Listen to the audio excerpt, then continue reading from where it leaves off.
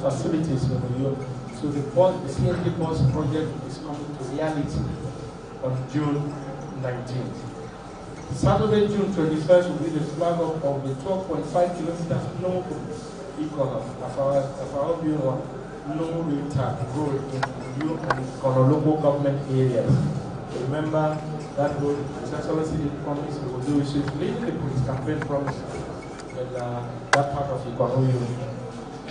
On Monday, June 23rd, there will be the flag off of the construction of the 13.5 kilometer Ikoro-Baden, Okorite and Iko Road with two number 20 meter span bridges in Upareni and Eastern Obolo local government areas.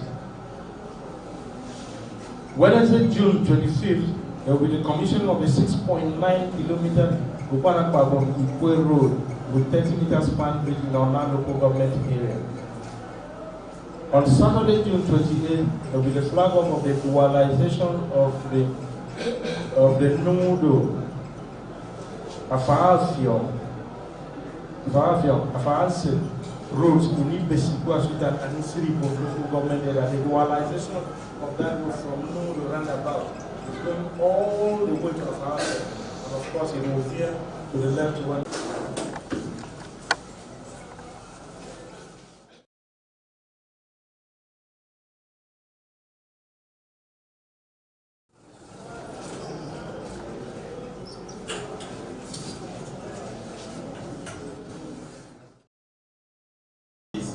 And selected in the process. So for the grants that we are expecting and more empowerment, are we going to see this pattern still continue? Then you mentioned new projects for dualization of the road, among others. You've mentioned the procurement portal area where contractors register to be selected. But when we look at the public procurement law of Bible State, specifically section 16, it notes that even after registering, there must be open competitive bidding, where call for bidding for the project is announced to the public. And of course, the amount and other details are provided. Then contractors who have competence for those projects will now say they want to apply for that project. But when we look at this portal, among other government platforms, we do not see call for bidding for specific projects. Why is this happening? And for other projects to be commissioned, we've not also seen any amount of money attached as was used as the cost for any project. Why is this happening? Against the best practice. Thank you very much. Before I was calling, I had a one-word question. One question.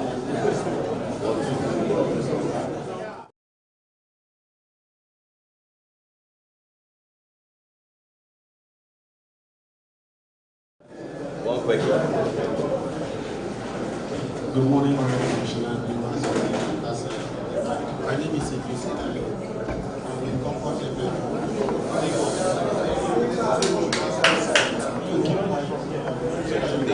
My name is Usen.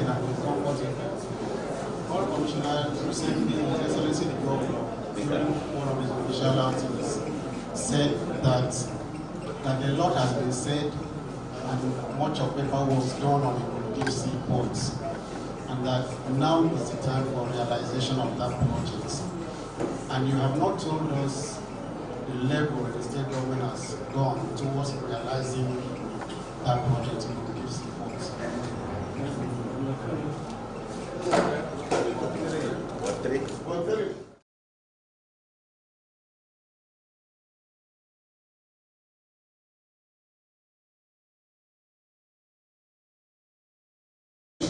I write for the Press newspaper. So I said that out of the expected homes for the poor, 400 homes for the poor, 206 has been completed and shared to the people. Now, I am aware that some of these houses are being constructed by individuals and organizations. So I would like to know whether the 206 shared to people by government, the donated ones from the people are part of this 206. If it is true, how many are actually constructed by government, and how many have been donated to government by individuals or groups of people. Now, the second question, you talked about that so much.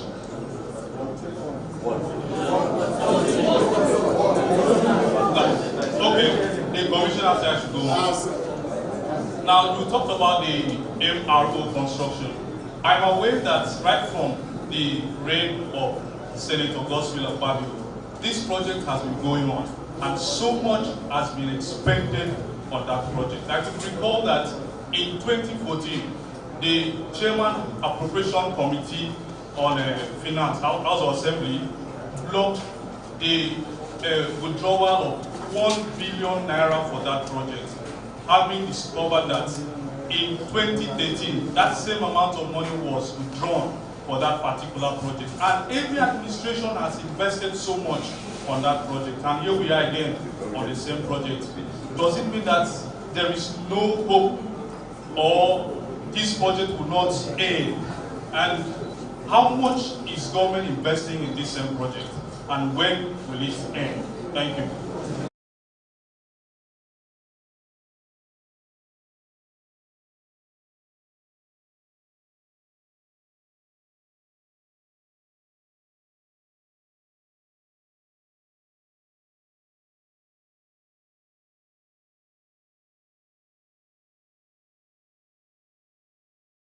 The fact, from what we've heard the Commissioner for Information present, the governor has done tremendously well, and we are Akwa Ibom people from our fillers are impressed. Having said that, I have heard MRO mentioned in your presentation, sir. The immediate past governor had told us he was making arrangements with international aerospace organizations that would come and make business with Akwa Ibom state government, and that if such arrangements were sorted out, that he would be able to tell us journalists before long when the MRO will be operational. And you have mentioned that it's an intensive investment project of government. So I want to answer,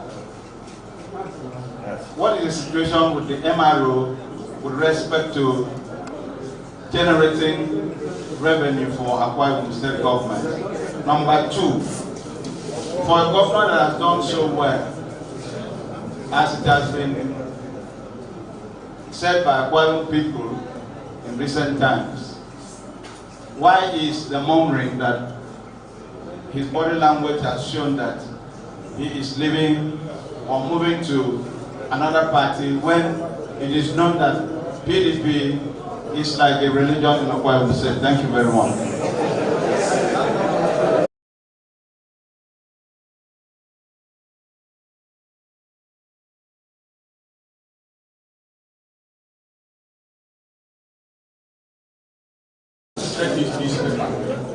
Honorable Commissioner, I want to say a congratulations message to the governor of the various projects executed, completed, and those that are ongoing. I have some concerns which I want to raise. The AKBC permanent site, which you just mentioned, is sitting on a disputed land, which I want you to use this forum to address it. AKBC, the pioneer, and of course some privately owned mass media, especially newspapers, are working on crutches due to lack of funding. What is government doing to give them grants or whatever to do certain things to foster and of course do a good job there? Since Good Friday, 20 persons from Akwa Ibom State were kidnapped along the waterways, and few have been released because their relations had paid ransom. And up till now, there are some few persons in the kidnappers there.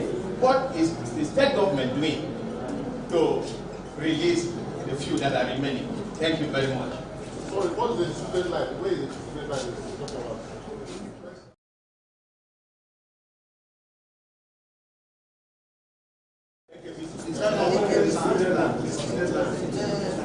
Along Dominic Avenue, that land that was owned by Zimaikere, he sold it to somebody, and all the land compensation has been paid. I want you to find out your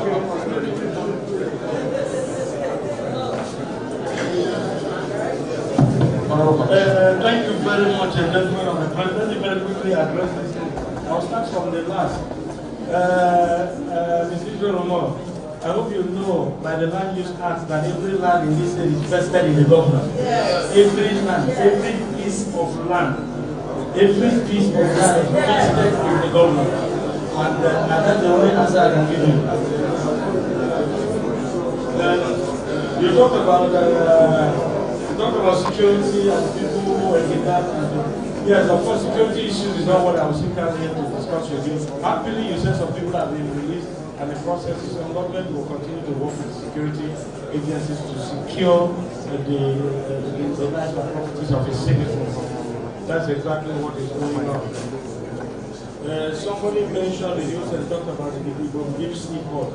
Ibom Deep Seaport is a very, very major project.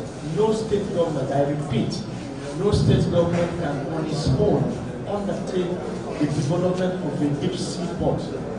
No state government. If you understand the investment outlay, you will understand why His Excellency the Governor is appealing to the federal government to come to the help of Akwa Ibom State so that we can realize that project in reasonable time. There are so many things involved.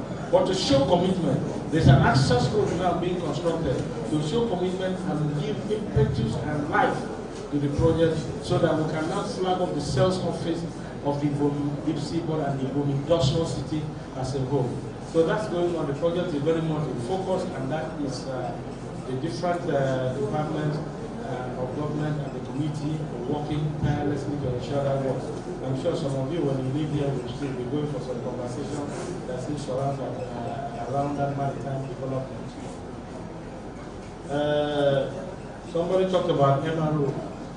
MRO, yes, MRO does not end in the steel structures that you see. It doesn't end there. There's so much involved in making a facility ready for aircraft maintenance. And any of you who understand what aircraft maintenance and the level of checks, whether it's A or B or C or D checks, I hope you know that there's an A check, there's a B check, there's a C check. So you must put it into that facility. The know-how, the equipment, the partners. There's a lot involved. It's just like if you see a Meridian hanging on your hotel as partners, or you see Sheraton. It involves a lot in terms of partnership, in terms of legacy investment that will make that thing work. It's not just about the structure. After you go ahead, drives into that place and park. You can also use the garage, but there's something involved. There's so much involved in making it work, and government needs to make it work, and that's where the necessary partnership and arrangements are being made to ensure that they work. Somebody raised the question of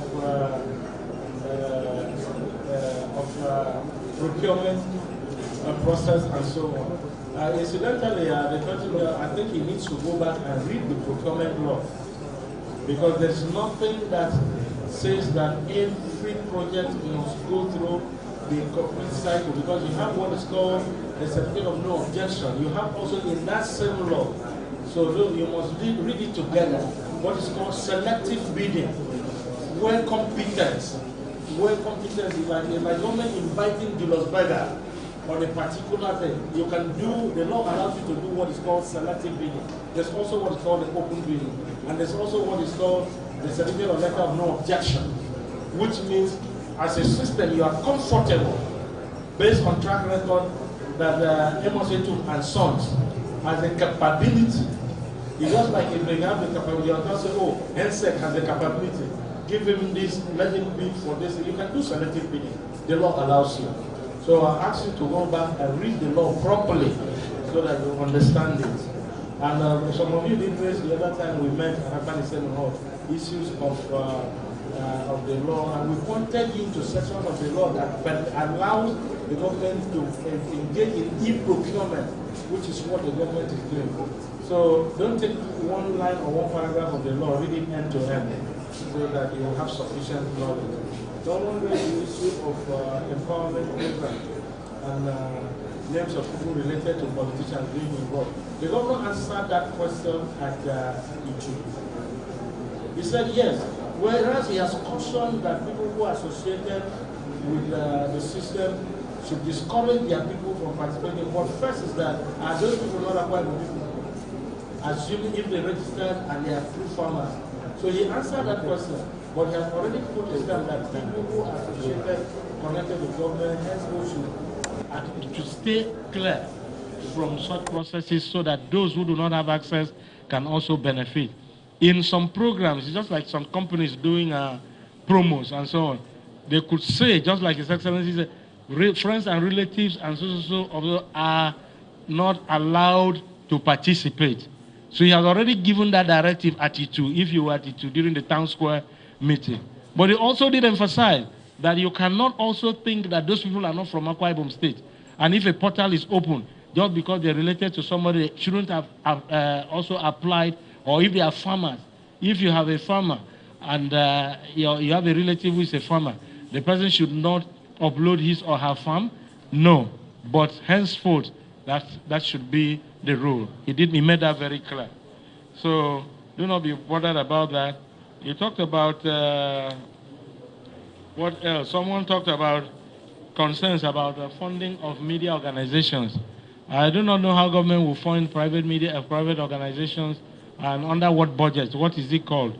Because it's a commercial organization that should creatively think of things that will allow him or her make money.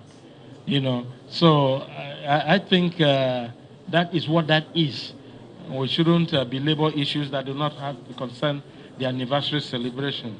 Somebody talked about, if Remigwe asked of body language and so on, the governor has made it always clear that he has no body language.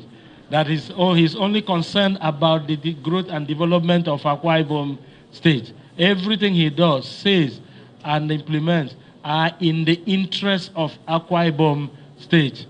So if there's a body language you understand, he had made it very clear what remains his body language. That is the growth and development and enlightened interest of Akwa Ibom State.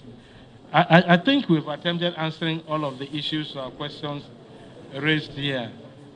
I want to thank us all for at least participating and urge us to participate also in the various programs so that you will be the first to know and, of course, be able to report and saturate the media space with all of the information that you have gotten here today and what you'll be seeing in the field. God bless you all, and thank you once again.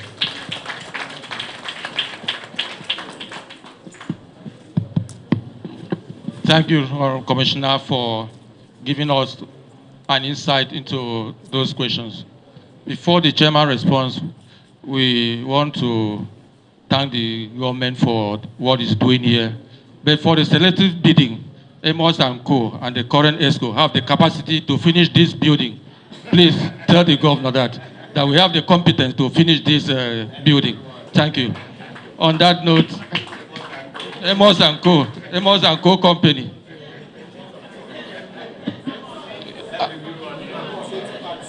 Amos and Co. the SWC have the competence to finish the building. On that note, I invite the state chairman to respond. Amos and Co. to go.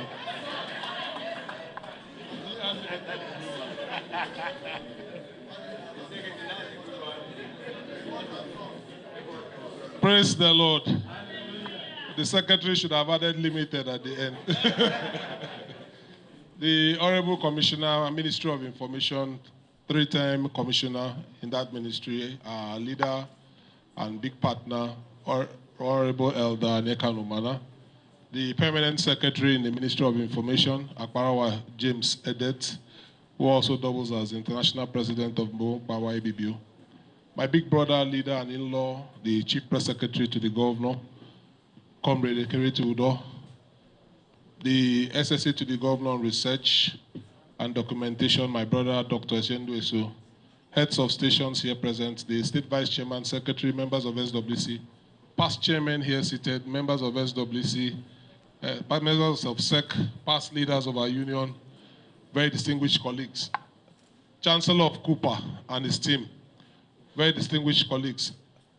Honorable Commissioner, let me, on behalf of the union, sincerely congratulate His Excellency the Governor of Akwa Ibom State, who has become a national and even global reference of excellence in leadership, for his very, very positive and stellar stewardship in just 2 years. Akwa Ibom State has never had it this good. And one of the greatest legacies the governor has laid as a template is the inclusive nature of his leadership. And today, we find that the media community is very inclusive in the success story of the Arise agenda. And so what we are witnessing today is a collective contribution of ideas, collective commitment to be patriotic, to lift Akwa Ibom State as one. And that is why today, His Excellency the Governor of Akwa Ibom State, Dr. Umo Eno, is now the unity rallying point. He's a unity governor for Akwa Ibom State. And I want to assure you, using this platform, that the media community in Akwa Ibom State will continue to promote the Arise agenda. We will continue to align with the unity legacy of the governor, and we will continue to build our strengths. Because when we work in unity, we are making a lot of progress and development. Like my secretary said, let me use this opportunity, sir, to sincerely appreciate the governor for ensuring that this auditorium project, when you leave here, sir, you can see that work is ongoing, that this project is almost nearing completion, and we are praying that by God's grace, His Excellency will come here next month to commission this project by God's grace. And also let me use this opportunity to appreciate His Excellency that is a man of history, that it has taken over 30 years. But today, AKBC is on the journey to ensuring that they have a foundation for a permanent site, a building. And so when you have a governor who listens and cares and is ensuring that he sees that all aspects, all sectors of the economy in the state is addressed, then that means that we also must give him the needed support. Akwa Ibom remains one, and we will build Akwa Ibom collectively together. Happy anniversary, Akwa Ibom State. God bless us all.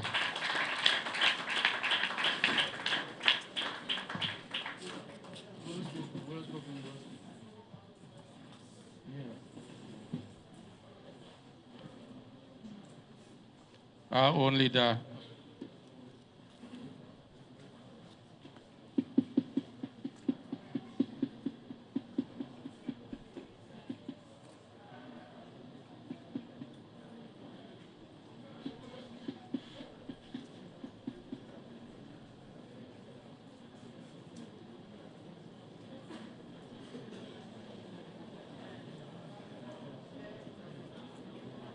Come, the people are talking.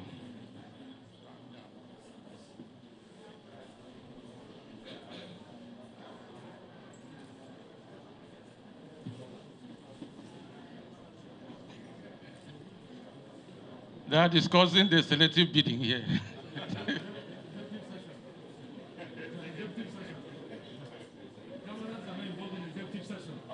Oh, camera, shut down, please. Camera, shut down, please.